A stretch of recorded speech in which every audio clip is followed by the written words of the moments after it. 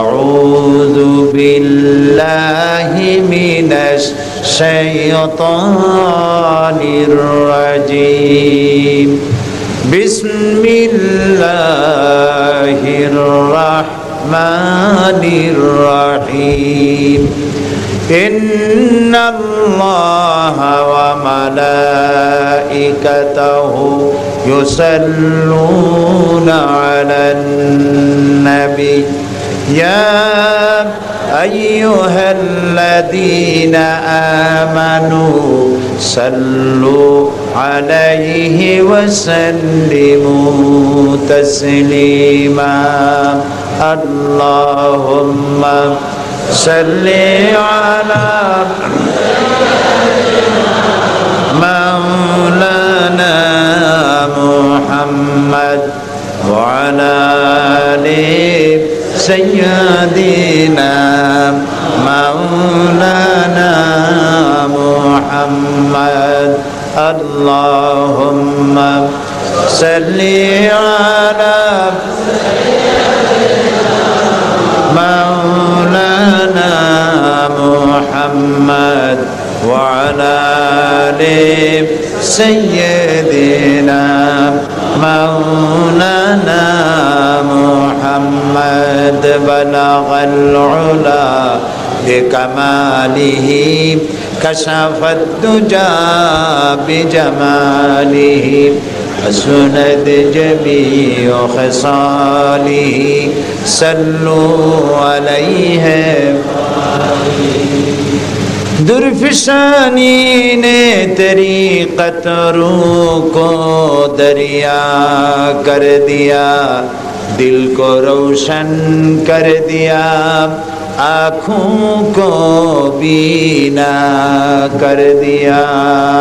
बलगल उला बिकमालिही कशफद दुजा बिजमालिही हसनत जमीउ खसालिही सल्लू अलैहि। खुद ना थी जुराह पर गैरों के हादी बन गए, क्या नजर थी जिसने मर्दों को मसीहा कर दिया। बलगल उला बिकमालिही कशफद दुजा बिजमालिही हसनत जमीउ खसालिही सल्लू अलैहि। जनाब सभापति, फेनी दारुल इस्लाम सोसाइटी কর্তৃক আয়োজিত তাফসীরুল কোরআন মাহফিলের আজকের সম্মানিত সভাপতি, হাজারাত ওলামায়ে কেরাম, সম্মানিত প্রিয় ফেনী এবং পার্শ্ববর্তী এলাকা থেকে আগত সম্মানিত ভাইয়েরা, পর্দার আড়ালের মা এবং বোনেরা, আসসালামু আলাইকুম ওয়া রাহমাতুল্লাহি ওয়া বারাকাতুহু। আমরা আল্লাহ তাআলার শুকর আদায় করছি যে মহান আল্লাহ রব্বুল ইজ্জত ওয়াল জালাল আমাদেরকে আজকে এই সুন্দর মাহফিলে উপস্থিত হওয়ার তৌফিক এনায়েত করেছেন। সেই মনিবের দরবারে শুকরগুজার হচ্ছি। আমরা সকলে পড়ছি আলহামদুলিল্লাহ। রব্বানা লাকাল হামদ হামদান কাসীরান তাইয়্যিবান মুবারাকান ফীহি ইয়া রাব্বি লাকাল হামদু কামা ইয়ানবাগি লিজালালি ওয়াজহিকা ওয়া আযীমি সুলতানিকা। আমরা আল্লাহ তাআলার শুকর আদায় করে নিলাম। তিনি সুন্দর পরিবেশ তৈরি করে দিয়েছেন এই মাহফিলে আসার বসার। তিনি যদি আজকে বৃষ্টি দিতেন, ঝড় দিতেন, অন্যান্য বছরে যেমন হয়েছিল সেরকম হলে আমরা আসতেও পারতাম না, শুনতেও পারতাম না, ঠিক না ভাই? তবে গরম খুব বেশি, আপনাদের হাত নাড়া দেখে বুঝতেই পারছি, এবং আমি নিজে অনুভব করছি প্রচণ্ড গরম। তবে এর থেকে জাহান্নামের গরম অনেক অনেক অনেক বেশি। তো আল্লাহ তাআলা আজকের এই বসাটা কিয়ামতের দিন আল্লাহ তাআলা তার বান্দাদেরকে জান্নাতে দেওয়ার জন্য বাহানা তালাশ করবেন। কিয়ামতের দিন আল্লাহ তাআলা কোরআন শুনতে এসেছিলাম, গরম সহ্য করছিলাম, এইটা যেন কিয়ামতের দিন আল্লাহ তাআলা আমাদেরকে ক্ষমা করে দেওয়ার জন্য একটা জারিয়া হিসেবে গ্রহণ করেন। যেমন গরম তেমন পোকা। আপনারা মানুষ যেমন আসছেন, পোকা তার থেকে কম আসে নাই। এখন তারা পোকাদেরও দাওয়াত দিয়েছে নাকি কর্তৃপক্ষ আমি জানি না, বিনা দাওয়াতই আসছে। তো যাই হোক, আল্লাহ তাআলা আমাদেরকে শেষ পর্যন্ত কথাগুলি শোনার এবং বলার তৌফিক যেন আল্লাহ দেন, আমরা বলি আমিন। আমার আগে এখানে খুব সুন্দর করে অধ্যাপক মফিজুর রহমান সাহেব চমৎকার আলোচনা করেছেন কোরআনে কারীম থেকে, হাদিস থেকে। আল্লাহ তাআলা তার এই আলোচনা দিয়ে আমাদের ঈমানকে বৃদ্ধি করে দিন এবং তাকে আল্লাহ তাআলা দুনিয়া এবং আখিরাতের জন্য উত্তমভাবে পুরস্কৃত করুন। প্রিয় ভাই সব, আমরা যে এখানে এসেছি, কি শুনতে এসেছেন? সবাই বলেন, কোরআন শুনতে এসেছেন। এবং এই কোরআন হচ্ছে আমাদের জীবন, এ কোরআন হচ্ছে আমাদের আত্মা, এ কোরআন আমাদের স্বাধীনতার গ্যারান্টি। প্রিয় ভাই সব, আল্লাহ তাআলার যে কালাম আমরা শুনতে এসেছি, এই বিষয়ে আমি আপনাদেরকে কথা বলবো ইনশাআল্লাহ। বলি ইনশাআল্লাহ। এই পৃথিবীতে আল্লাহ তাআলা ইসলামের মাধ্যমে মানুষকে যত নিয়ামত দিয়েছেন, তার মধ্যে দুইটা নিয়ামত শ্রেষ্ঠ। কয়টা নিয়ামত বলুন? একটা হলো কিতাব, আর একটা হলো নবুয়ত। একটা হলো কিতাব, আর একটা হলো নবুয়ত। এই দুইটা জিনিস হচ্ছে ইসলামের মাধ্যমে, সরে যান, ইসলামের মাধ্যমে আল্লাহ তাআলা যত নিয়ামত দিয়েছেন তার মধ্যে শ্রেষ্ঠ নিয়ামত। আল্লাহ যদি শুধু নবী পাঠাতেন আর কিতাব যদি না দিতেন, তাহলে মানুষেরা নবীদেরকেই আল্লাহ বানায় নিত। কথা বুঝতে পেরেছেন? যেমন ঈসা আলাইহিস সালামকে তারা আল্লাহ বানাইছিল, আল্লাহর ছেলে বানাইছে, পরবর্তী সময় তাকে আল্লাহই বানায় ফেলেছে। এবং ইহুদিরা হযরত ওজায়েরকে আল্লাহর ছেলে বানাইছে। সুতরাং শুধু নবী যদি আসতো আর কিতাব না আসতো, তাহলে সর্বনাশ হয়ে গিয়েছিল। আর যদি শুধু কিতাব আসতো, যদি নবী না আসতেন, তাহলে মাঝিহারা নৌকার মতো একুল উকুলে ধাক্কা খেয়ে দরিয়ার মাঝে ডুবে মরতো মানুষ।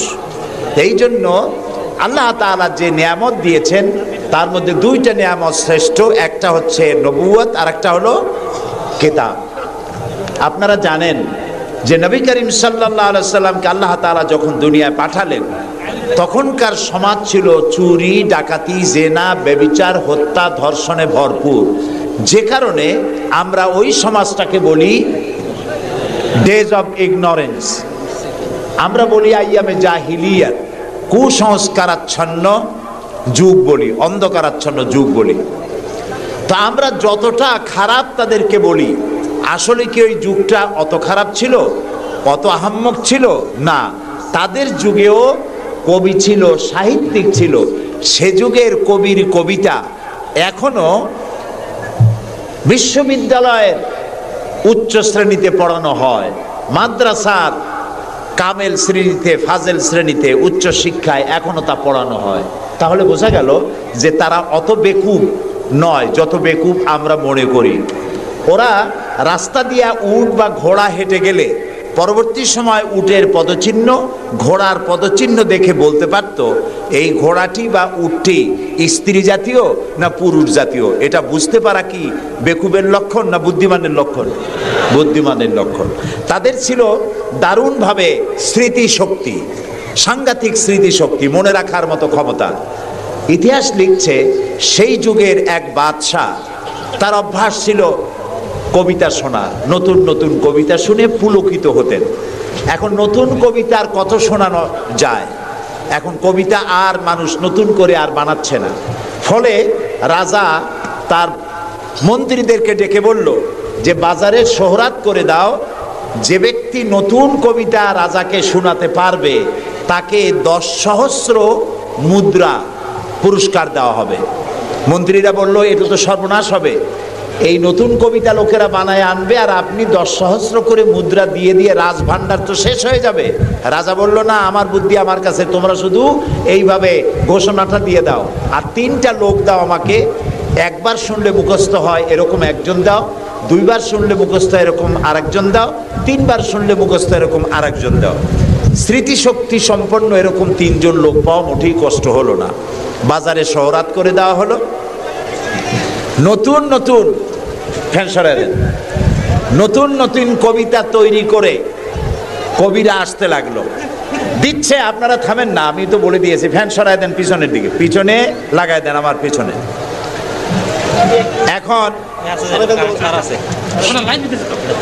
এখন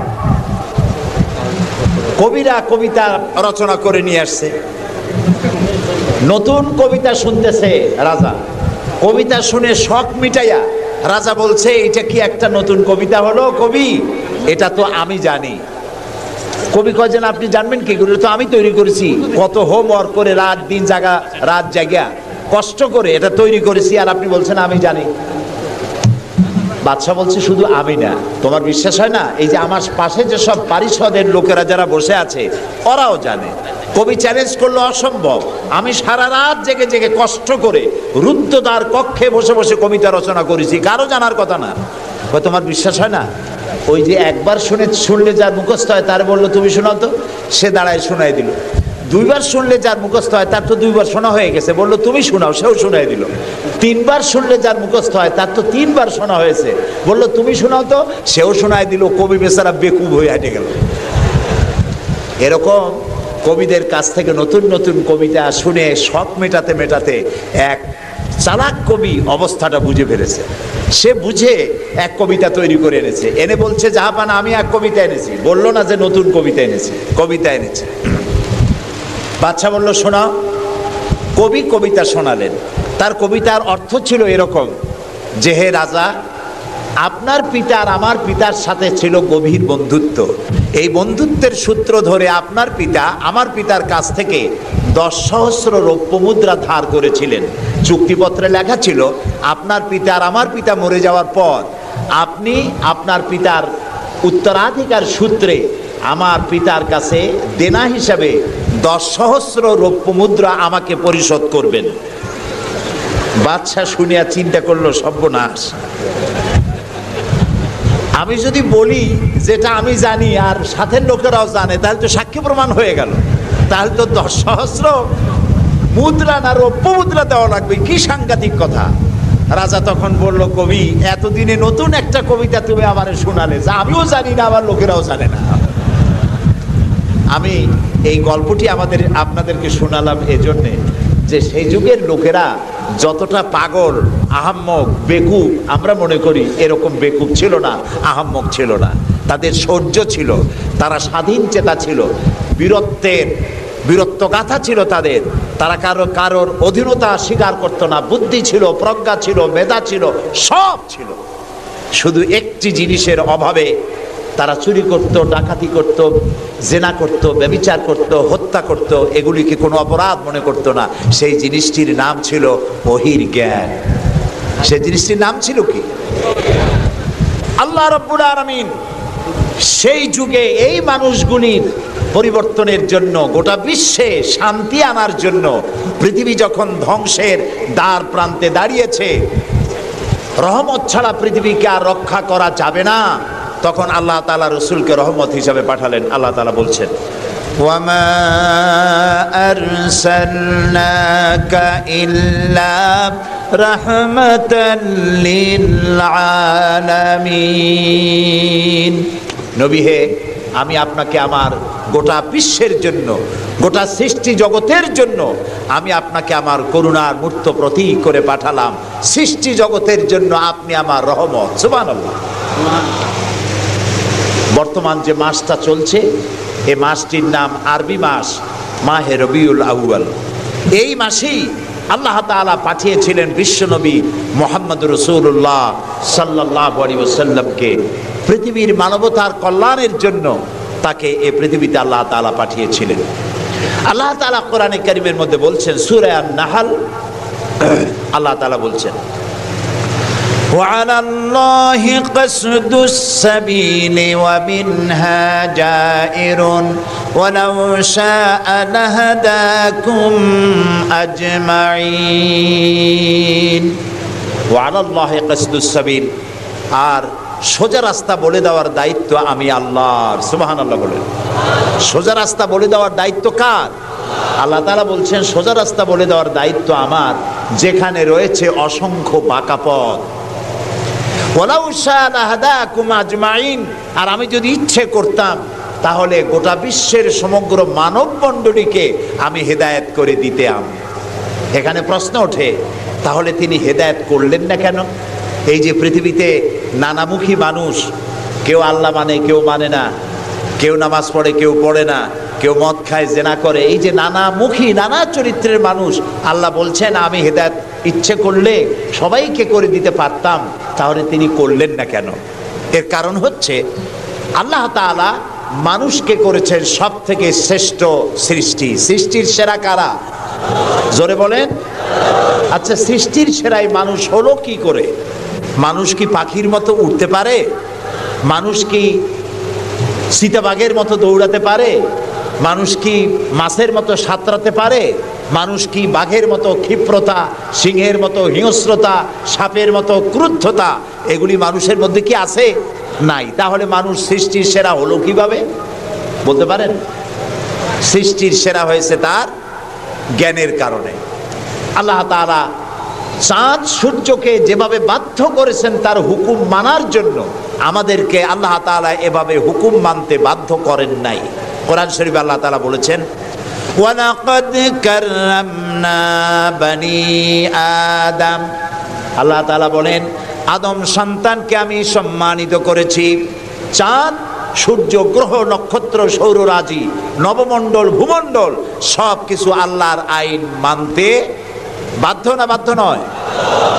আল্লাহ তাআলা কোরআনে কারীমে বলেছেন আফাগায়রা দীনিল্লাহি ইয়াবগুন ওয়া লাহু আসলামা মান ফিস সামাওয়াতি ওয়াল আরদি তাওআন ওয়া কারহা।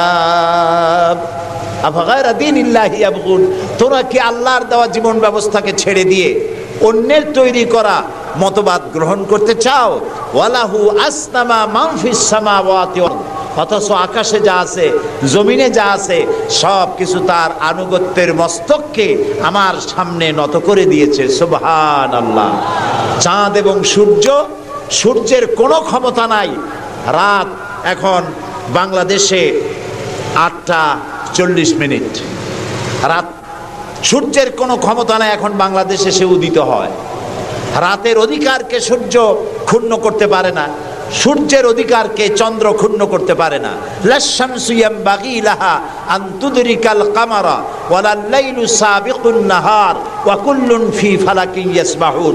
আকাশে জমিনে যা কিছু আছে সব আল্লাহর হুকুম মেনে চলছে, কেউ কাউকে অতিক্রম করতে পারে না। তাহলে আমরা বুঝলাম চাঁদ সূর্য হুকুম মানে কার? জোরে বলেন। এই যে গাছগুলি, চতুর্দিকে যত গাছপালা আপনারা দেখতে পান, সুবরি গাছে নারকেল হবে না, নারকেল গাছে তাল হবে না, বেল গাছে জাম হবে না, আম গাছে লিচু হবে না। ওয়ালান তাজিদা লিসুন্নাতিল্লাহি তাবদীলা। আল্লাহ তাআলা বলছেন আমার লব নেচার, প্রকৃতির আইনের ভেতরে কোনো পরিবর্তন হবে না, আমার আইন তারা মানতে বাধ্য। কেবলমাত্র মানুষ, কেবলমাত্র মানুষ। আমি তোমাদেরকে সম্মানিত করেছি, সেই জন্য আমি তোমাকে আইন মানতে বাধ্য করি নাই। কোরআন শরীফে আল্লাহ পাক বলছেন ইচ্ছে করলে কুফরি করতে পারো, ইচ্ছে করলে ঈমান আনতে পারো, ইচ্ছে করলে মুমিন হতে পারো, ইচ্ছা করলে কুফরিও করতে পারো। এটা তোমার ইচ্ছার উপরে ছেড়ে দিয়েছে। কারণ কাদ তাবায়্যানার রুশদু মিনাল গাই, হক আর বাতিল দুইটাকে আমি আলাদা করে দেখিয়ে দিয়েছি। আসহাবুল ইয়ামিন, আসহাবুশ শিমাল, ডানপন্থী আর বামপন্থী দুইটা দল আমি দেখাই দিয়েছি। ডান দিকে, আর এটা বোঝার জন্য বিবেক দিয়েছি। কি দিয়েছি বলেন? বিবেক। বিবেক আছে আমাদের? আছে কি না? বিবেক দিয়েছি বোঝার জন্য। ডান দিকে যারা যাবে, এই ডান দিকের নেতৃত্ব দিবে নবীরা, আর নবীরা ডানপন্থীদেরকে সাথে নিয়ে চলে যাবে কোথায়? আল্লাহর জান্নাতে। আর যারা বামপন্থী তাদের নেতৃত্ব দেবে শয়তান। কে দেবে নেতৃত্ব? আমি বুঝি না মুসলমানেরা কেমনে বামপন্থী হয়। আমাদের দেশে কিছু মুসলমান আছে নামধারী, নাম মুসলমানের, কিন্তু নিজেদের পরিচয় দেয় তারা বামপন্থী। আছেন এরকম? এই সমস্ত বামপন্থীদের নেতৃত্ব দিবে শয়তান, আর এদেরকে নিয়ে শয়তান তাদেরকে নিয়ে যাবে কোথায়?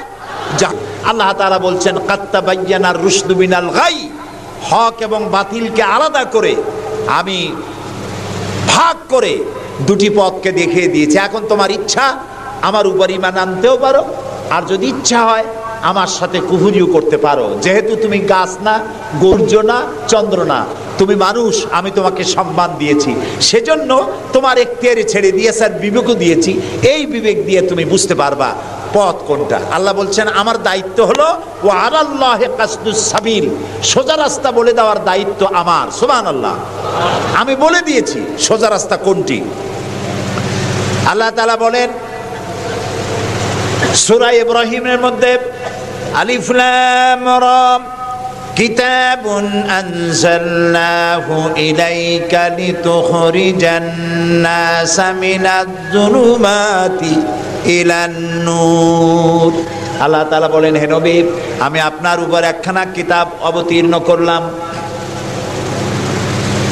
এটা একটি কিতাব নাজিল করলাম এই জন্য লিতুখরিজান নাসা মিনাজ যুলুমাতি ইলান নূর, যাতে করে আপনি মানব মণ্ডলীকে অন্ধকার সমূহ থেকে আলোর দিকে নিয়ে আসতে পারেন। লক্ষ্য করুন কথা আল্লাহ, আমি কার কথা শোনাচ্ছি? অন্ধকার সমূহ থেকে আলোর দিকে নিয়ে আসতে পারেন। ওলামারা যারা আলেম তারা বুঝবেন, কোরআন শরীফে আল্লাহ তাআলা অন্ধকারের কথা যত জায়গায় বলেছেন বহু বচনে বলেছেন, এক বচনে বলেন নাই। আর আলোর কথা যখন বলেছেন তখন এক বচনে বলেছেন, বহু বচনে বলেন নাই। নূরের বহু বচন হলো আনোয়ার, এই শব্দটি কোরআন শরীফের মধ্যে নাই। আল্লাহ এখানে কি বলছেন? আমি আপনার উপরে কিতাব অবতীর্ণ করলাম এই জন্য যাতে করে আপনি মানব মণ্ডলীকে অন্ধকার সমূহ থেকে আলোর দিকে আনতে পারেন। অন্ধকার সমূহ কি? অন্ধকার সমূহ হচ্ছে মানব রচিত যত মতবাদ, এ সবগুলো কি বলেন সবাই? অন্ধকার। আর ইসলাম হলো আলো। অন্ধকারের অনেক রূপ হয়, আলোর রূপ হয় মাত্র, বলেন কয়টা হয়? দেখুন, অঙ্ক যেদিন পরীক্ষা হয়, ম্যাট্রিক হোক আর দাখিল পরীক্ষা হোক, অঙ্কের যে পরীক্ষাটা যেদিন হয় সেদিন অঙ্ক পরীক্ষা দিতে গিয়ে যাদের অঙ্ক ভুল হয় তাদের ফলাফল একরকম হয় না বহু রকম হয়? ভুল যা হয় কয় রকম হয়, আর অঙ্ক যাদের রাইট হয় তাদের কয় রকম হয়? একরকম। তাহলে এর দ্বারা কি বোঝা যায়? সত্যের রূপ একটা আর ভুলের রূপ অনেকগুলো। এই জন্য আলোর রূপ একটা, অন্ধকারের রূপ অনেক। যেমন বিদ্যুতের আলো, কেরোসিনের আলো, হেসাকের আলো, চাঁদের আলো, সূর্যের আলো, যত রকমের আলো আছে সব আলোর রূপ একটাই, কিন্তু অন্ধকারের রূপ বিভিন্নতর। শবে কাজেবের এক রকমের অন্ধকার, অমাবস্যার আর এক রকমের অন্ধকার, রাতের আধারের আর এক রকম অন্ধকার, মেঘাচ্ছন্ন হওয়ার আর এক রকম অন্ধকার, কুয়াশাচ্ছন্ন হওয়ার আর এক রকম অন্ধকার, দরজা জানালা ভেন্টিলেটর সব বন্ধ করে দেওয়ার আর এক রকমের অন্ধকার। অন্ধকারের রূপ অনেক আর আলোর রূপ একটা। আল্লাহ বলছেন কোরআনে এই জন্য নাজিল করেছি লিতুখরিজান নাসা মিনাজ যুলুমাতি ইলান নূর, মানুষের তৈরি করা যত মতবাদ সব অন্ধকার, আর ইসলাম হচ্ছে আলো। আল ইসলাম নূর, ইসলাম হচ্ছে আলো। আলোর রূপ একটা। আলোর রূপ কয়টা? আল্লাহ তাআলা বলছেন ওয়া আলাল্লাহি কাসদুস সাবিল, আমি সোজা রাস্তা বলে দেব, যেখানে আছে অসংখ্য বাঁকা পথ, সেই সোজা রাস্তার নাম কি বলতে পারবেন? মাশাআল্লাহ, আপনারা সবাই বলতে পেরেছেন। সেই ইসলাম, সেই পথের নাম ইসলাম। এই ইসলামের পথ প্রদর্শক ছিলেন আল্লাহর নবীরা। দুনিয়ায় যত নবী আল্লাহ পাঠিয়েছেন সমস্ত নবীরা হচ্ছেন ইসলামের পথ প্রদর্শক। কিন্তু বইপত্রে অনেক সময় একটা কথা ভুল লেখে, তারা লেখে মুহাম্মদ সাল্লাল্লাহু আলাইহি সাল্লাম ইসলাম ধর্মের প্রবর্তক। এটি একটি ভুল কথা। প্রবর্তক অর্থাৎ যিনি শুরু করেন, যেটা যিনি যে জিনিসটা চালু করেন তিনি ওইটার প্রবর্তক হন। ইসলামের প্রবর্তক হচ্ছেন আল্লাহ তাআলা, আর সমস্ত নবীরা হচ্ছেন প্রচারক, আর সর্বশেষ সর্বশ্রেষ্ঠ প্রচারক হচ্ছেন মুহাম্মাদুর রাসূলুল্লাহ সাল্লাল্লাহু আলাইহি ওয়াসাল্লাম। আল্লাহ রাব্বুল আলামিন তাকে পৃথিবীতে পাঠালেন ইসলাম প্রচার, প্রসার, প্রতিষ্ঠা এই কাজের জন্য। আল্লাহ তাআলা তাকে পাঠালেন এবং তাকে সর্বাধিক মর্যাদা দিলেন। এত বড় মর্যাদা আল্লাহ তাআলা পৃথিবীতে আর কারো দেন নাই। সুবহানাল্লাহ। কোরআনে কারীমের মধ্যে আমরা দেখতে পাই আল্লাহ রাব্বুল আলামিন যখনই কোনো নবীকে ডাকার দরকার বোধ করেছেন তিনি নাম ধরে ধরে ডেকেছেন। তিনি বলেছেন ইয়া আদম, ইয়া জাকারিয়া, ইয়া ইব্রাহিম, ইয়া ঈসা, ইয়া মূসা। গোটা কোরআন শরীফ তন্ন তন্ন করে যদি তালাশ করা যায় কোরআন শরীফের ভিতরে কোথাও ইয়া মুহাম্মদ এই শব্দটি, এই বাক্যটি কোথাও পাওয়া যাবে না। আল্লাহ তাআলা তার রাসূলকে মুহাম্মদ সাল্লাল্লাহু আলাইহি সাল্লামকে কোরআনে কারীমে কোথাও নাম ধরে ডাকেন নাই। কেন ডাকেন নাই? তাকে মর্যাদা দিয়েছেন। সুবহানাল্লাহ বলুন। আল্লাহ রাব্বুল আলামিন নিজে তো নাম ধরে ডাকেনি নাই, বরং কোরআনে কারীমে আল্লাহ রাব্বুল আলামিন বলেছেন ও পৃথিবীর মানুষেরা, আমার নবীকে তোমরাও যেন পরস্পর পরস্পরকে যেভাবে নাম ধরে ডাকাডাকি করো আমার নবীকে তোমরা সেভাবে নাম ধরে ডাকবে না। আল্লাহ নিষেধ করে দিয়েছেন। কোরআনে কারীমের মধ্যে আল্লাহ তাআলা তাকে নাম ধরে ডাকেন নাই এবং তার মর্যাদা সমস্ত নবীদের চাইতে বেশি দিয়েছেন। পৃথিবীতে যত নবী এলেন সমস্ত নবীরা এসেছেন যার যার এলাকার উপরে ভিত্তি করে, ভাষার উপরে ভিত্তি করে, গোত্রের উপরে ভিত্তি করে। মুহাম্মদ সাল্লাল্লাহু আলাইহি সাল্লাম শুধু আরবি ভাষাভাষীদের নবী ছিলেন না, শুধুমাত্র মক্কার এবং মদিনার নবী ছিলেন না, তিনি বিশ্ব নবী। বলুন তো কি নবী? আল্লাহ রাব্বুল আলামিন কোরআনে কারীমের মধ্যে বলেছেন কুল ইয়া আইয়ুহান নাসু ইন্নী রাসূলুল্লাহি ইলাইকুম জামিআ। আল্লাহ তাআলা বলেন হে নবী আপনি বলুন ও পৃথিবীর মানব মণ্ডলী, আমি আল্লাহর পক্ষ থেকে তোমাদের সকলের জন্য আমি রাসূল হয়ে এসেছি। কিয়ামত পর্যন্ত এই পৃথিবীতে যত মানুষ আসবে সমস্ত মানুষের জন্য রাসূল বলেছেন, শুধু মানুষের জেন নয়, আল্লাহর সমস্ত সৃষ্টি জগতের জন্য আল্লাহ তাআলা আমাকে রাসূল করে পাঠিয়েছেন। সুবহানাল্লাহ। নবী করিম সাল্লাল্লাহু আলাইহি সাল্লাম পৃথিবীতে এলেন এবং আল্লাহ তাআলা তাকে এই সম্মান দিয়ে মর্যাদা দিয়ে পৃথিবীতে কেন পাঠালেন? সূরা ফাতহার মধ্যে আল্লাহ তাআলা বলছেন হুয়াল্লাযী আরসালা রাসূলাহু বিল হুদা ওয়া দীনিল হক লিইয়ুযহিরাহু আলাদ-দীনি কুল্লিহি ওয়া কাফা বিল্লাহি শাহীদা। আল্লাহ তাআলা বলেন যে তিনি আল্লাহ যিনি তার রাসূলকে দ্বীনে হক আর সত্যের বিধান সহকারে পৃথিবীতে পাঠিয়েছেন। কেন? লিইয়ুযহিরাহু আলাদ-দীনি কুল্লিহি, যাতে করে তিনি মানুষের তৈরি করা সকল মতবাদের উপরে ইসলামকে বিজয়ী করে দিতে পারেন। এই জন্যে আল্লাহ তাআলা রাসূলকে এই পৃথিবীতে পাঠিয়েছেন। সুবহানাল্লাহ। রাসূলুল্লাহ পৃথিবীতে আসলেন এবং তিনি চরিত্র দিয়ে, যুদ্ধ করে নয়, ইসলাম প্রচার করেছেন কি দিয়ে বলেন? তরবারি দিয়ে নয়। ইসলাম মানে শান্তি, শান্তির ধর্ম। ইসলাম কিসের ধর্ম? শান্তির ধর্ম। মুসলমান কারা? যারা শান্তি প্রতিষ্ঠা করে তারাই। আর আল্লাহর এক নাম হচ্ছে সালাম। আল্লাহর এক নাম কি বলেন সবাই? সালাম। আল্লাহর নাম শান্তি, ইসলাম শান্তি, মুসলমানেরা চায় শান্তি। সেই শান্তি প্রতিষ্ঠার জন্য মুহাম্মদ সাল্লাল্লাহু আলাইহি সাল্লাম তরবারি দিয়ে ইসলাম আনেন নাই, তিনি ইসলাম এনেছেন তার অনুপম চরিত্র মাধুর্য দিয়ে, ব্যবহার দিয়ে, দ্বীন প্রচার করে তার মাধ্যমে জনগণকে ইসলামের মধ্যে এনেছেন। কথা উঠতে পারে তাহলে যুদ্ধগুলো হলো কেন? বদর, ওহদ, হুনাইন, তাবুক, এগুলো ইয়ারমুক, কেন এই যুদ্ধগুলো হলো? এসব যুদ্ধ ছিল ডিফেন্সিভ। পৃথিবীর কোন ঐতিহাসিক কোন ব্যক্তি বলতে পারবে না যে মুহাম্মদ সাল্লাল্লাহু আলাইহি সাল্লাম সর্বপ্রথম আক্রমণকারী হয়েছেন কোন যুদ্ধে। বলতে পারবে কেউ? বলতে পারবে? তিনি তা করেননি।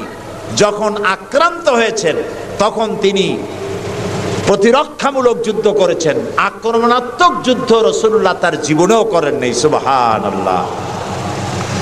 চরিত্র দিয়ে তিনি দুনিয়াকে বিজয় করেছেন। পৃথিবীতে যত নেতা আছে সমস্ত নেতাদের চরিত্র তো দুই রকম হয়। নেতাদের চরিত্র কয় রকম হয়? দুই রকম। একটা হয় পার্সোনাল ক্যারেক্টার, আর একটা হয় পাবলিক ক্যারেক্টার। একটা হয় জনগণকে দেখানোর, আর একটা হয় ব্যক্তিগত। রাসূলুল্লাহর চরিত্র এরকম দুই রকম ছিল না। একটু মাথা খাটায় চিন্তা করেন, পৃথিবীতে কোন নেতা আছেন যিনি জনগণের সামনে দাঁড়িয়ে বলতে পারবেন আমি ছাত্র জীবনে যা করেছি, যৌবনে যা করেছি, রাজনৈতিক নেতা হিসাবে গোপনে গোপনে যা করি, এসব কথাগুলি মানুষের কাছে, আমার দলের কাছে, দেশবাসীর কাছে খুলে বলে দাও, এরকম বলতে পারবে কেউ? একজনও পারবে না। যদি বলে তাহলে সব সর্বনাশ। এই পৃথিবীতে একমাত্র নেতা জনাবে মুহাম্মদুর রাসূলুল্লাহ সাল্লাল্লাহু আলাইহি ওয়াসাল্লাম।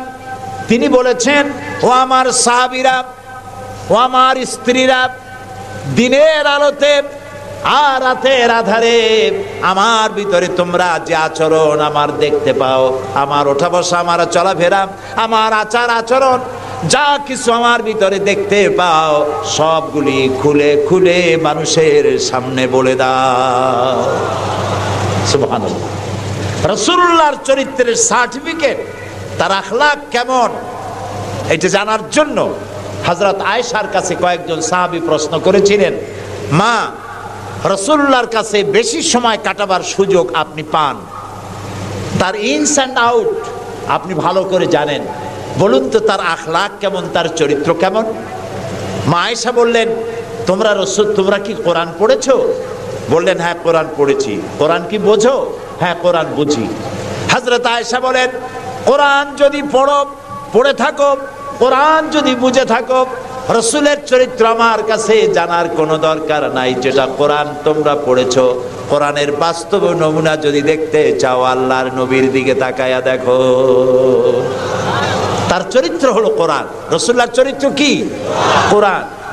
রাসূলুল্লাহর নবুয়তের 23 বছরের জীবনে যা আছে 30 পারা কোরআনে তাই আছে। 30 পারা কোরআনে যা আছে রাসূলুল্লাহর 23 বছরের নবুয়তের জীবনে তাই আছে। বড় করে বলেন সুবহানাল্লাহ। এই ছিল রাসূলের জীবন। তার চরিত্র সম্পর্কে আল্লাহ তাআলা বলছেন, ওয়া ইন্নাকা লাআলা খুলুকিন আযীম। হে নবী, আপনি উন্নত চরিত্রের উপরে প্রতিষ্ঠিত। আল্লাহ বলতেছেন। কে বলতেছেন? আল্লাহ বলতেছেন আপনি উন্নত চরিত্রের উপরে প্রতিষ্ঠিত। সুবহানাল্লাহ। এবং আমাদেরকে বলা হচ্ছে, আমাদেরকে, কাদেরকে? সারা দুনিয়ার মুসলমানদেরকে বলা হচ্ছে, লাকাদ কানা লাকুম ফি রাসূলিল্লাহি উসওয়াতুন হাসানা। গ্রহণযোগ্য মহত্তম আদর্শ তোমাদের জন্য আদর্শ রয়েছে তোমাদের রাসূলের মধ্যে। আমরা উল্টা কাজ করি। আমরা ইসলামরে চিনি পীর সাহেবরে দিয়া, মৌলানা সাহেবরে দিয়া, হুজুররে দিয়া ইসলাম বুঝতে চেষ্টা করি। এটা উল্টা কাম। আসলে ইসলাম দিয়া, কোরআন দিয়া, হাদিস দিয়া পীর সাহেবকে যাচাই করা উচিত, কোরআন হাদিস মতো উনি আছেন কিনা। হুজুর সাহেব, মৌলানা সাহেব, নেতা সাহেব কোরআন হাদিস অনুযায়ী আছে কিনা, ওই ব্যারোমিটার দিয়েই বাছাই এবং যাচাই করা উচিত। কিন্তু তা না করে আমরা উল্টাটা করি, যার জন্য আমরা প্রতারিত হই। এই জন্য রাসূল হচ্ছেন আমাদের নেতা হিসাবে শ্রেষ্ঠ নেতা। তার থেকে বড় নেতা আকাশের নিচে জমিনের উপরে কেউ নাই। তাকেই গ্রহণ করতে হবে। দেখুন, চরিত্রের উন্নত সার্টিফিকেট দিতে পারে একজন পুরুষের জন্য। কে দিতে পারে? তার স্ত্রী। সব থেকে কে পারে? স্ত্রী বলতে পারে এই পুরুষটি কেমন।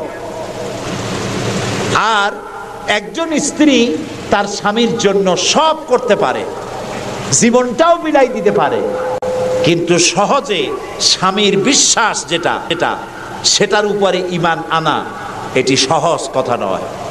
যত পীর সাহেবরা আছেন বাইরে মুরিদ বানাতে আসেন, জিজ্ঞেস করা উচিত, হুজুর আপনার বউ আপনার কাছে মুরিদ হয়েছে কিনা।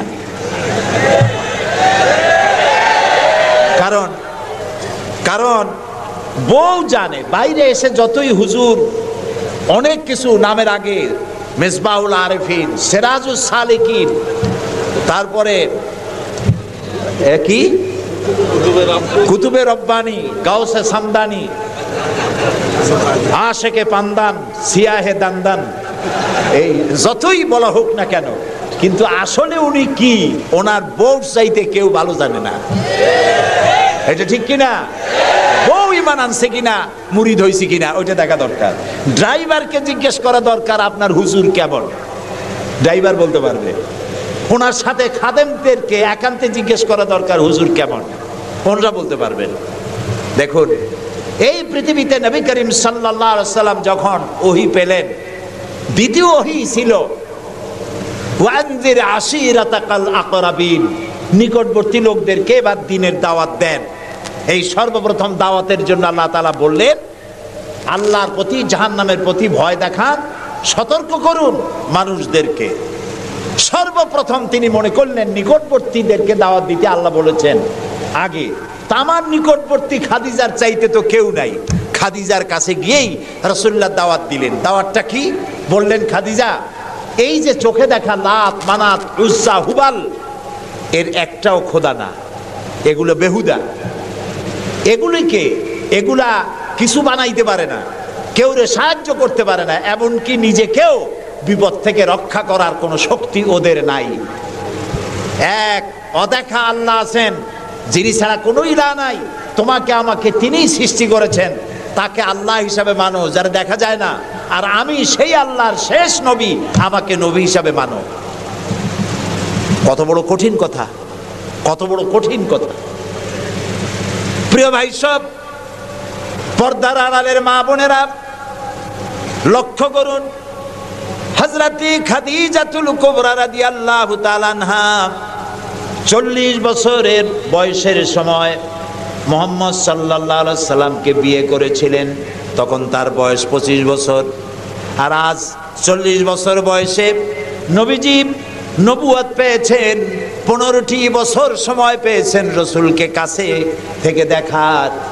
হযরতে খাদিজা যখনই দ্বীনের দাওয়াত পেলেন, অদেখা আল্লাহকে বিশ্বাস করতে হবে, মুহাম্মদ সাল্লাল্লাহু আলাইহি সাল্লামের নবুয়ত মানতে হবে, এই প্রশ্ন যখন সামনে এলো, হযরতে খাদিজা কোনো প্রশ্ন তোলেন নাই, এক মুহূর্ত দেরিও করেন নাই, সঙ্গে সঙ্গে পড়ে নিয়েছেন লা ইলাহা ইল্লাল্লাহু মুহাম্মাদুর রাসূলুল্লাহ। হযরত খাদিজা বললেন আবুল কাসেম। তিনি মুহাম্মদ সাল্লাল্লাহু আলাইহি সাল্লামকে আবুল কাসেম বলে ডাকতেন, হে কাসেমের পিতা, হে কাসেমের পিতা। আমি ঈমান আনলাম আল্লাহর উপরে, যারে কোনোদিন দেখি নাই। আমি ঈমান আনলাম আপনার প্রতি, সেই আল্লাহর আপনি প্রেরিত রাসূল, নবী হিসেবে মেনে নিলাম। কারণ বিগত 15টি বছর আপনার সাথে থেকে আপনার মধ্যে যে আচরণ দেখেছি, এই আচরণ কোনো সাধারণ মানুষের হতে পারে না। আপনি অবশ্যই আল্লাহর নবী, আমার কোনো সন্দেহ নাই। রাসূলুল্লাহ যা করেছেন, চারিত্রিক বিপ্লব করেছেন। তার কৈশোর, তার যৌবন ওই জনগণের মধ্যেই হয়েছে। আল্লাহ তাআলা সিরিয়া থেকে নবী এনে মক্কায় চাপায় দেন নাই, মিশর থেকে নবী এনে মক্কার উপরে চাপায় দেন নাই। ওই সমাজেই তিল তিল করে তিনি বড় হয়েছেন মানুষের মাঝে। আর মানুষেরা এক পর্যায়ে মুহাম্মদ এই নামটা ভুলেই গেল, তাকে ডাকা শুরু করলো আল আমিন বলে। সুবহানাল্লাহ। এটা নবুয়ত পাওয়ার অনেক আগে তাকে ডাকতো আল আমিন। বিপদে পড়লে বলতো চলো আল আমিনের কাছে যাই, ঝগড়া হলে বলতো চলো আল আমিনের কাছে যাই, আমানত রাখতে হবে চলো আল আমিনের কাছে যাই। তার নামই লোকেরা ভুলে গেল। এক পর্যায়ে নাম প্রচারিত হলো আল আমিন, মানে কি? বিশ্বাসী। তিনি নিজেকে তিল তিল করে গড়েছেন, আল্লাহ তাআলা গড়ে তুলেছেন তাকে। হযরতে খাদিজা তার প্রতি ঈমান আনলেন। রাসূলুল্লাহ দাওয়াত দিলেন তার বন্ধু, যার সাথে তার বন্ধুত্ব ছিল 20 বছরের, হযরতে সাইয়েদুনা আবু বকর রাদিয়াল্লাহু তাআলা আনহু, 20 বছরের বন্ধু। হযরত আবু বকরের কাছে রাসূলুল্লাহ যখন দাওয়াত দিলেন, যে আমি আল্লাহ রসুল, আমার উপর ঈমান আনো, এক আল্লাহর উপর ঈমান আনো। হযরত আবু বকরও এক মুহূর্ত দেরি করেন নাই, বলেছেন আপনি অবশ্যই আল্লাহর নবী, আমার তো কোনো সন্দেহ নাই এর মধ্যে। সুবহানাল্লাহ। রাসূল পাক সাল্লাল্লাহু আলাইহি সাল্লাম এই মক্কি জিন্দেগিতে মানুষদেরকে তৈরি করলেন আল্লাহর ইচ্ছা মাফিক। তিনি দাওয়াত দিলেন একটি, তিনি বললেন ইয়া আইয়ুহান নাস কুলু লা ইলাহা ইল্লাল্লাহ তুফলিহু, হে মানব সকল পড়ো তোমরা লা ইলাহা ইল্লাল্লাহ, জোরে পড়েন লা ইলাহা ইল্লাল্লাহ, লা ইলাহা ইল্লাল্লাহ। একথা ঘোষণা করে দাও, কোনো ইলাহ নাই, কোনো আইনদাতা নাই, বিধানদাতা নাই, শাসনকর্তা নাই, কেউ নাই ইল্লাল্লাহ, আল্লাহ ছাড়া। এই দাওয়াত যখন তিনি দিলেন, যেই সমাজের লোকেরা তাকে আলামিন বলতো, সেই লোকেরা ফুলের মালা নিয়ে দৌড়ে আসতো নাকি? তারা পাথর নিয়ে ছুটে এলো, কারণ তারা বুঝতো লা ইলাহা ইল্লাল্লাহর মানে কি। লা ইলাহা ইল্লাল্লাহর মানে শুধু কোনো ইলাহ নাই আল্লাহ ছাড়া, মুহাম্মদ সাল্লাল্লাহু আলাইহি ওয়াসাল্লাম আল্লাহর প্রেরিত রসুল, এই কথাটুকু যদি শুধু হইতো তাহলে মার খাওয়া লাগতো না। রাসূলুল্লাহ মার খান নাই, মুসা আলাইহিস সালাম মার খান নাই, ইব্রাহিম আলাইহিস সালাম খান নাই, এমন কোন নবী নাই। তিনজন নবী ছাড়া, কয়জন নবী ছাড়া? তিনজন নবী ছাড়া মার খান নাই, দেশান্তরিত হন নাই, গালিগালাজ শোনেন নাই, ঠাট্টা বিদ্রুপ শোনেন নাই, এমন কোন নবী নাই। কয়জন নবী বাদে? তিনজন। একজন কে? আদম আলাইহিস সালাম। সে সময় কোনো মানুষই নাই, কাজেই তারে বিরক্ত করবে কে? আর ছিলেন নূহ আলাইহিস সালাম। প্রথমে বাধা পাইলেন, পরে যখন বন্যা হয়ে গেল, সব যখন মরে গেল, তখন আর তারে বাধা দেওয়ার মতো কেউ ছিল না। আর একজন ছিলেন হযরত সুলাইমান আলাইহিস সালাম। হযরত সুলাইমানকে আল্লাহ সারা পৃথিবীর রাজত্ব তার হাতের মুঠায় দিয়ে দিয়েছিলেন, সেই জন্য তার বিরোধিতাকারী কেউ ছিল না। এই তিনজন বাদে ইয়া হাসরাতান আলাল ইবাদ, বান্দার উপর আফসোস, এমন একজন নবী রাসূল পাঠাই নাই যার সাথে সমকালীন যুগের লোকেরা ঠাট্টা করে নাই, বিদ্রুপ করে নাই, মারধর করে নাই। সবাই করেছে। কারণটা কি? কারণ কি? কারণ হলো লা ইলাহা ইল্লাল্লাহর মতো বিপ্লবাত্মক রিভলিউশন সৃষ্টিকারী কথা আকাশের নিচে জমিনের উপরে আর নাই। মানে কি? মানে হচ্ছে লা ইলাহা, কোনো ইলাহা নাই, কোনো আইনদাতা নাই, কোনো বিধানদাতা নাই, কোনো শাসনকর্তা নাই, কোনো হায়াত আর মওতের মালিক কেউ নাই ইল্লাল্লাহ, আল্লাহ ছাড়া। এটি বিপ্লব সৃষ্টিকারী কথা। এই কথা যখন হযরত মুসা আলাইহিস সালাম বলেছিলেন ফেরাউনের সামনে, ফেরাউন তখন বলল মা আলিমতু লাকুম মিন ইলাহিন গায়রি, আমি তো জানি না যে আমি ছাড়া আরো কোনো ইলাহ আছে, তুমি এক নতুন দাওয়াত নিয়ে আসছো। আনা রাব্বুকুমুল আলা, আমি তো বড় খোদা, আমি তো বড় ইলাহ। আমি এই গত 6 তারিখে মিশর সফর করেছিলাম, আমার জীবনের প্রথম এই মিশর সফর। উদ্দেশ্য ছিল মুসা আলাইহিস সালামের দেশ দেখা, ফেরাউনের দেশ দেখা। সেখানে ফেরাউনকেও অবশেষে দেখে এলাম। ফেরাউন মরে গেছে, কিন্তু তার দেহটাকে আল্লাহ তাআলা রেখে দিয়েছেন। আল্লাহ তাআলা তারে বলেছিলেন যে জায়গায়, যে দরিয়ায় তাকে ডুবানো হয়েছে, সেই বাহার, সেই সমুদ্রও দেখে এসেছি।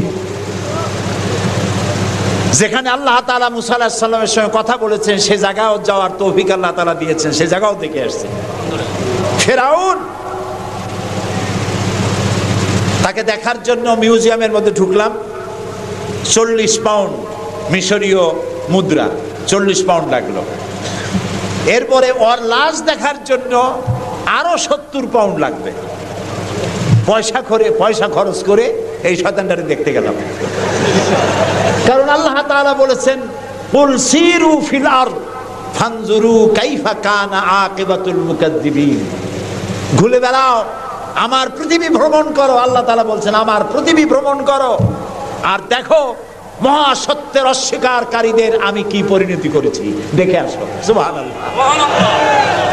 আমি গিয়ে দেখলাম মিস্টার ফেরাউন শুয়ে আছে, গ্লাসের বক্সের মধ্যে কাপড় দিয়ে জড়ানো, গর্দানটা এরকম চিকন, এতটা লম্বা গর্দান, মুখের মধ্যে দাঁত একটা আছে, হাতে এবং পা, হাত পা বের করা, তাতে কিছু নখ টক আছে।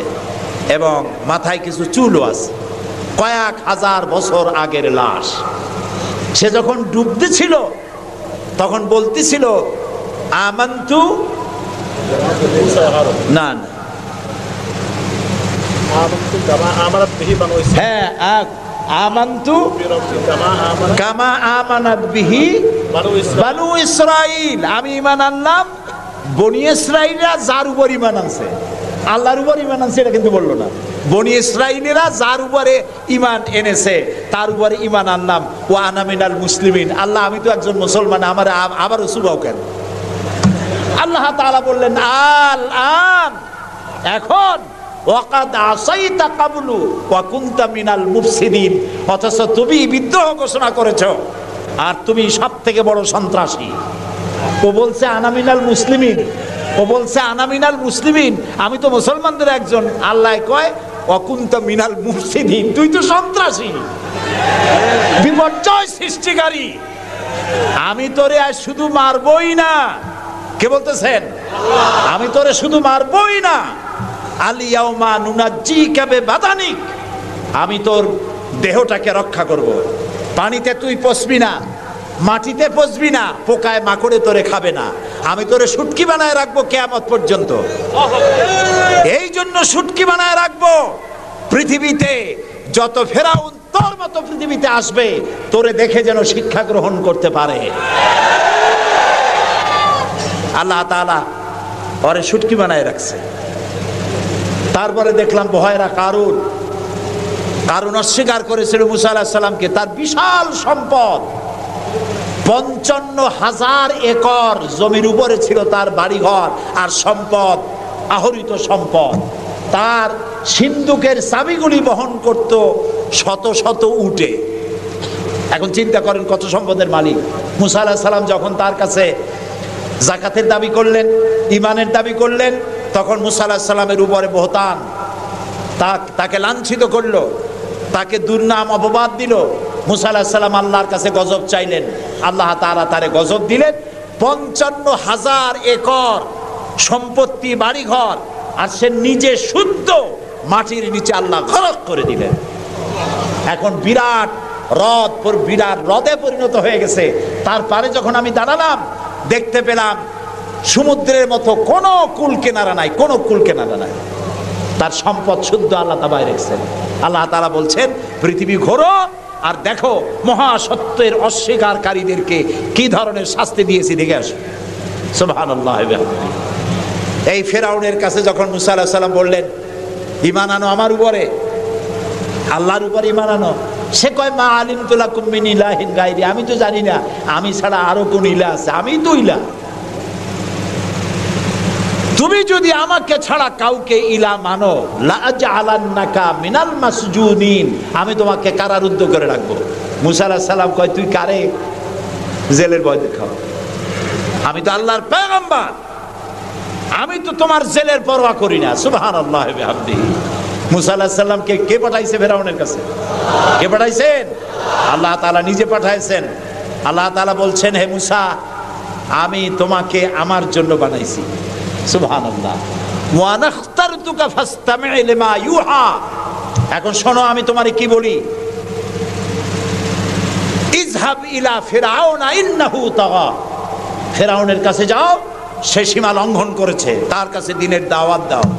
মুসা আলাইহিস সালাম বলেন আল্লাহ আমি তো কথা বলতে কি একটু তোতলা ভাব, আমি তো কথা ভালো করে বলতে পারি না। রব্বিশরাহ লি সাদরি ওয়া ইয়াসসির লি আমরি ওয়াহলুল উকদাতাম মিন লিসানি ইয়াফকাহু কাওলি। আল্লাহ তাআলা আমার সিনাটারে খুলে দাও, আমার বক্তব্যকে স্পষ্ট করে দাও, আমি যা বলি তা যেন মানুষ বোঝে সুযোগ করে দাও। হারুনা আখিসদুদ বিহি আজরি ওয়া আশরিকহু ফি আমরি, আর আমার ভাই হারুনকে আমার সহযোগী করে দাও। সুবহানাল্লাহ ওয়া বিহামদিহি। তিনি আল্লাহর দাওয়াত দিলেন। এই দাওয়াত দিতে গিয়ে হযরত মুসা আক্রান্ত হয়েছেন, ইব্রাহিম আলাইহিস সালাম আক্রান্ত হয়েছেন, নবী করিম সাল্লাল্লাহু আলাইহি ওয়াসাল্লাম আক্রান্ত হয়েছেন। আবু জাহেল, আবু লাহাব, উতবা, শাইবা, মুগীরা সবাই মিলে বলেছে আবু তালেবের কাছে মুহাম্মদ সাল্লাল্লাহু আলাইহি ওয়াসাল্লামকে বলুন যেন লা ইলাহা ইল্লাল্লাহর দাওয়াতটা না দেয়। এই দাওয়াতটা যদি না দেয় যত বড় সুন্দরী মেয়ে উনি পছন্দ করবেন তার সাথে বিয়ে দিয়ে দেব, টাকা চাই, সোনা চাই, সব দেব।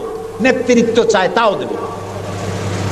আল্লাহর নবীর কাছে এই প্রস্তাব যখন এলো, নবীজি বললেন, আমার চাচা আপনি ওদেরকে শোনায় দেন, ওদের পক্ষে যেটা দেওয়া সম্ভব সেটা তো দেওয়া দূরের কথা, যেটা দেওয়া সম্ভব নয় তাও যদি আর আমাকে দিতে পারে, আকাশের সূর্যটা এনে যদি আমার ডান হাতে উঠায় দেয় আর আকাশের পূর্ণিমার চাঁদটা যদি আমার বাম হাতে উঠায় দেয়, এর বিনিময়ে আমি মুহাম্মদুর রাসূলুল্লাহ সাল্লাল্লাহু আলাইহি ওয়াসাল্লাম এক মুহূর্তের জন্য তাওহীদের দাওয়াতকে বন্ধ করে দেব না।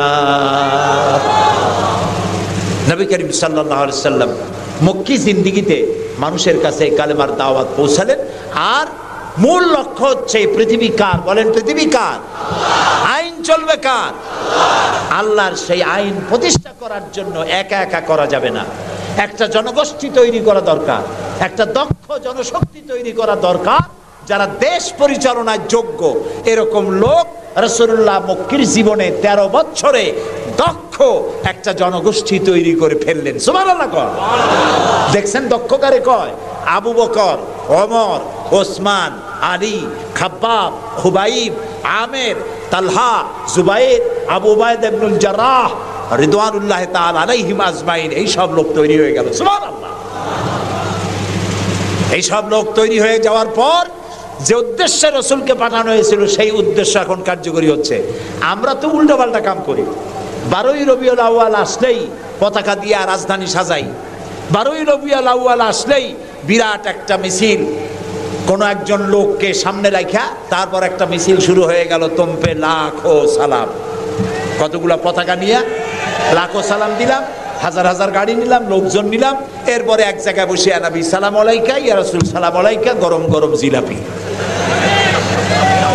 রবিউল আউয়াল শেষ, রাসূলুল্লাহর মহব্বতও শেষ।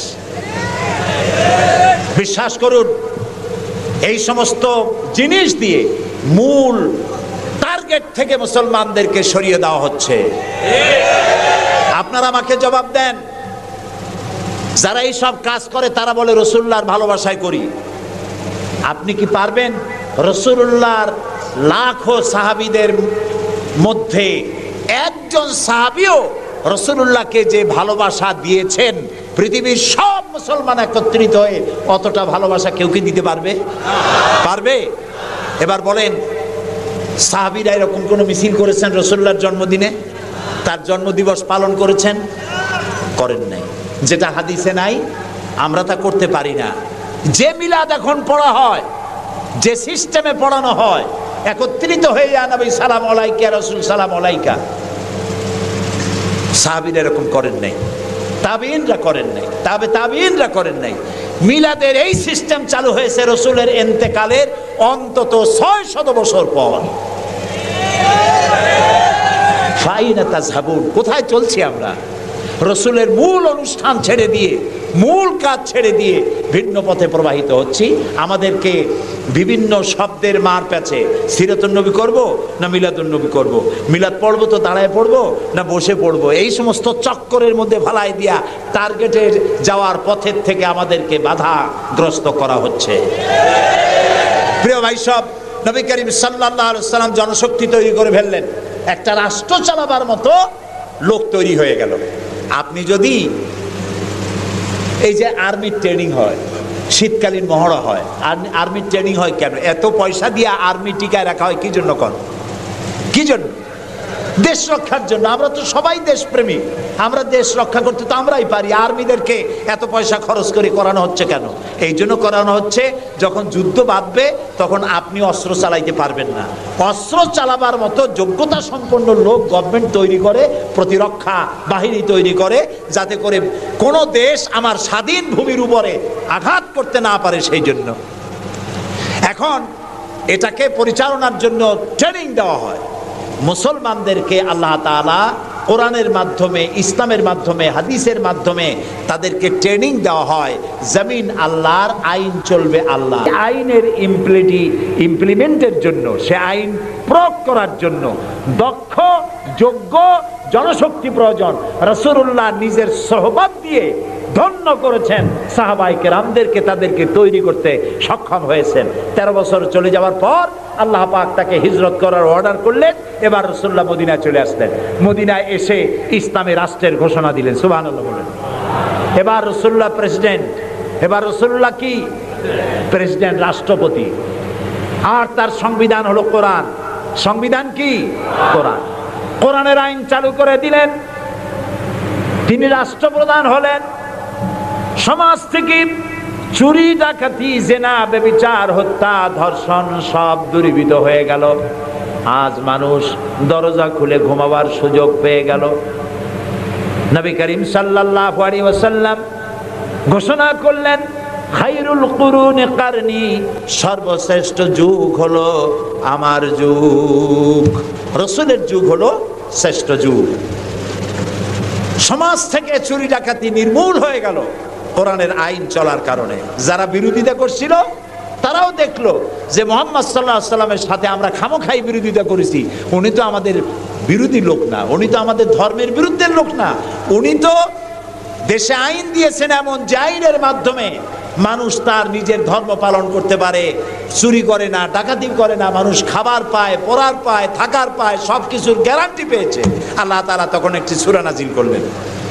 আল্লাহ তাআলা সূরা নাসর নাজিল করলেন, ইযা জাআ নাসরুল্লাহি ওয়াল ফাত ওয়া রাআইতান নাসা ইয়াদখুলুনা ফি দীনিল্লাহি আফওয়াজা।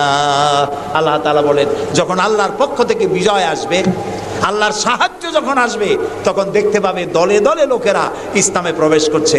রাসূলুল্লাহর ইন্তেকালের সময় দেখা গেল আশেপাশে যত গোত্রে ছিল, এলাকা ছিল, সব পড়ে ফেলেছে লা ইলাহা ইল্লাল্লাহু মুহাম্মাদুর রাসূলুল্লাহ। কাফের বলতে আর কেউ ছিল না। শান্তি পেল, নিরাপত্তা পেল। ইসলাম শান্তি এবং নিরাপত্তা। এই শান্তি এবং নিরাপত্তার পথে মানুষ যাতে আর না আসতে পারে, সেই জন্য আজকের পৃথিবীর বৃহৎ শক্তি লেগেছে ইসলামকে ধ্বংস করার জন্য। আজ আমাদেরকে বলা হচ্ছে সন্ত্রাসী, মুসলমানদেরকে বলা হচ্ছে সন্ত্রাসী আর মৌলবাদ। আপনারা বলেন বাংলাদেশের মতো এত শান্তি আর কোথায় আছে বলেন? এই যে পয়লা বৈশাখ গেল, পয়লা বৈশাখী আনন্দ উদযাপন করার জন্য ঢাকা শহরে যা মানুষ নামলো, ইতিহাসে নাকি এত মানুষ কোনোদিন নামে নাই। পেটে বাচ্চা, কোলে বাচ্চা, ঘাড়ে বাচ্চা, এগুলো নিয়ে রাত 12টা 1টা পর্যন্ত রাস্তায় রাস্তায় হিন্দু মুসলমান দৌড়দৌড়ি করেছে। কোনো অশান্তি ছিল? এই প্রথমবারের মতো বাংলাদেশে গত 30 বছরের মধ্যে গত রমজানে রোজার পূজা একসাথে আসলো, ঠিক না? হিন্দুরা তাদের দুর্গা পূজা করতে পারছে? বলেন না পারছে কিনা? মুসলমানেরা রোজাও রাখতে পারছে, ওরা পূজাও করতে পেরেছে, ঠিক না ভাই? এবার বলেন, এই ফেনীতে আপনারা দুর্গা পূজার সময় কয়টা মূর্তির মাথা ভাঙছেন বলেন? ভাঙছেন? মন্দির ভেঙেছেন? কোন হিন্দু পিটাইয়া ভারতে পাঠায় দিয়েছেন? বাংলাদেশে সাম্প্রদায়িক সম্প্রীতি সব থেকে বেশি ভালো, আলহামদুলিল্লাহ। কিন্তু আমাদের দেশের চিহ্নিত একটি মহল দেশে বিদেশে অনবরত বাংলাদেশের বিরুদ্ধে বলে বেড়াচ্ছে এখানে সাম্প্রদায়িক সম্প্রীতি নাই, এখানে নাকি হিন্দুরা নিরাপত্তা বোধ করছে না, এখানে নাকি সন্ত্রাসের জ্বালা মানুষ অস্থির, আর সন্ত্রাস সব নাকি তৈরি হয় মাদ্রাসায়। এরা মাদ্রাসা বিরোধী, মাদ্রাসা ওদের সহ্য হয় না। প্রিয় ভাই সব, এটাই জন্য আমাদেরকে যে কথার থেকে এই পর্যন্ত এসছি, আমাদের বলা হচ্ছে সন্ত্রাসী, মৌলবাদী। বাংলাদেশে সন্ত্রাসী এটি একটি গল্প, আন্তর্জাতিক সন্ত্রাসের সাথে বাংলাদেশের কোনো সম্পর্ক নাই, আলহামদুলিল্লাহ। আমরা আমেরিকাকে বলতে চাই, অভিশপ্ত ইহুদিরা প্রত্যেক দিন প্যালেস্টাইনি মুসলমানদেরকে হত্যা করছে, এটা কি সন্ত্রাসী তৎপরতা নয়? ইহুদিরা প্রতিদিন তাদের বুলডোজার দিয়ে ফিলিস্তিনের মুসলমানদের বাড়ি ঘর বুলডোজার দিয়ে মাটির সাথে গুড়িয়ে দিচ্ছে, এটা কি সন্ত্রাসী তৎপরতা নয়? সেই অভিশপ্ত ইহুদি জাতির প্রধানমন্ত্রী শ্যারন, তারে বুশ বলছেন তিনি নাকি শান্তির পায়রা। তা আমি বলেছি শ্যারন যদি হয় শান্তির পায়রা, তাহলে পৃথিবীতে অশান্তির শকুনের নাম কি?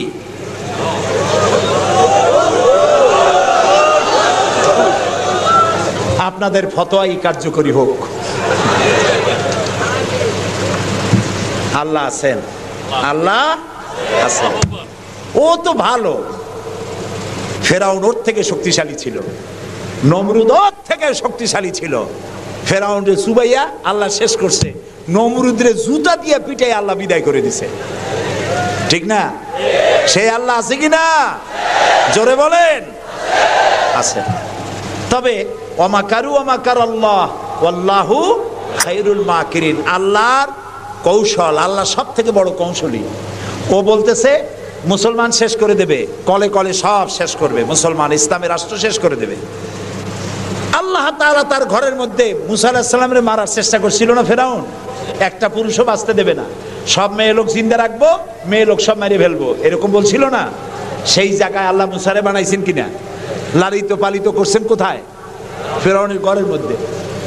যে বুশ দুনিয়া থেকে ইসলাম আর মুসলিমদেরকে মিটাতে চান, সেই বুশের ঘরের মধ্যে আল্লাহ তাআলা ইসলাম ঢুকাই দিছে। উনি লাগছেন ইসলাম রে শিকল কাটার জন্য, মেয়ে লোকরে মসজিদের ইমামতি করার জন্য। কারা কি করতেছে আমরা বুঝি, আমরা ভাত খাই। আমার জাতি মদ খাইয়া চোখ লাল করে না, আল্লাহর মেহেরবানি। তোমার জাতি করে। আমেরিকায় মেন্টাল হসপিটালের রুগী সব থেকে বেশি, পাগল বেশি দুনিয়ার সব জায়গায়। দুনিয়ার সবচাইতে বেশি পাগল কোন দেশে? আমেরিকায়। কারণ ওদের ব্রোকেন ফ্যামিলি, যৌথ পরিবার না, স্বামী স্ত্রী বিশ্বাস করে না, স্ত্রী স্বামীরে বিশ্বাস করে না, বাপ ছেলেরে স্নেহ করে না, ছেলে মায়ের ভক্তি করে না। অশান্তির জ্বালায় মাথার চুল চতুর্দিক দিয়ে কাটিয়া মাথার উপরে তালপট্টির দ্বীপ বানায় রাখে। কেউ বা মাথার চুল ছোট ছোট করে কাটিয়া পিছনের দিকে বাসার নাম্বার, মোবাইল নাম্বার লিখে রাখে। আমি দেখে কইছি, শয়তানে যদি দেখে, শয়তান খালি কানবে আর বলবে যে আমি শয়তান হয়েছিলাম কি কাজে? এইটা তো খাড়া শয়তান। শান্তি নাই, অশান্তির দাবানল জ্বলছে গোটা আমেরিকা জুড়ে। ওরা মুসলমানদের ঐতিহ্য ধ্বংস করার জন্যে একটা কোথার থেকে শয়তান মহিলা এনে মসজিদের ইমামতি করেছে। আর ওর পেছনে যারা নামাজ পড়ছে সেগুলো সব বেনামাজি, কোনো নামাজি না। আর যিনি ইমামতি করেছেন পত্রিকা এসেছে তার নাকি স্বামী ছাড়াই একটা বাচ্চাও হয়েছে। এই হলো ইমাম। যে জাতের ইমাম সেই জাতের মুয়াজ্জিন, সেই জাতের মুক্তাদি। প্রিয় ভাই সব, 9/11-এর পরে ওই জাতির মধ্যে চিন্তা হয়েছিল যে মুসলমানেরা নাকি বোমা মারে সব জায়গায়। পত্রপত্রিকা আসছে মুসলমানরা বোমা মারছে। তো মুসলমানরা এই আধুনিক বোমা বানাবার শক্তি পায় কোথায়? নিশ্চয়ই কোরআন শরীফ আছে। এই কোরআন শরীফ পড়া শুরু করলো। কোরআন শরীফ পড়িয়া তারা দেখতে পেল যে এর মধ্যে তো বোমা বানাবার কথা নাই, বরং সন্ত্রাসের বিরুদ্ধে বক্তব্য আছে, সন্ত্রাসীদের কি শাস্তি হবে তাও সূরা মায়েদার মধ্যে আল্লাহ বলে দিয়েছেন। এখন কোরআন শরীফ পড়ে পড়ে অবস্থা এই হয়েছে, প্রত্যেক বছর আমেরিকায় 20 থেকে 25 হাজার আমেরিকান সাদা খ্রিস্টান ইসলাম কবুল করে মুসলমান হয়ে যাচ্ছে। ঠেকাইতে পারবে না ইসলামকে। ইসলাম হলো সূর্যের মতো, এদিক দিয়ে ডুবে দেখা যায় পশ্চিম দিক দিয়ে ডুবে গেছে, আর বুঝি উঠবে না। সকালবেলা দেখে পূব দিক দিয়ে কি হয়েছে? উদিত হয়ে গেছে। আবার ওদিকে ডুবলো, এদিক দিয়ে উঠলো। ইসলামও এইরকম। মনে হয় ইরাকে ইসলাম শেষ, আফগানে শেষ হয়ে গেল, আল্লাহ তাআলা আবার ফিলিস্তিন দিয়ে উঠায় দেবে, বাংলাদেশ দিয়ে উঠায় দেবে, কাশ্মীর থেকে উঠায় দেবে। ইসলাম রে নিবাইতে পারবে না। ইউরিদুন আলী ইউতফিউ নূর আল্লাহ বিআফওয়াহি আল্লাহু মুতিম্মু নূরি। মুখের ফু দিয়ে ইসলামকে নিবানো যাবে না। এটা কার? ইসলাম কার? আল্লাহ তাআলার। সেই জন্য আমরা চাই ইসলামকে মানুষকে বুঝায়া, মানুষকে আস্তে আস্তে ইসলামের দিকে নিয়ে আসা। আল্লাহ তাআলা আমাদেরকে সেই তৌফিক দান করুন। আমরা বলি আমিন। সবাই বলি আমিন।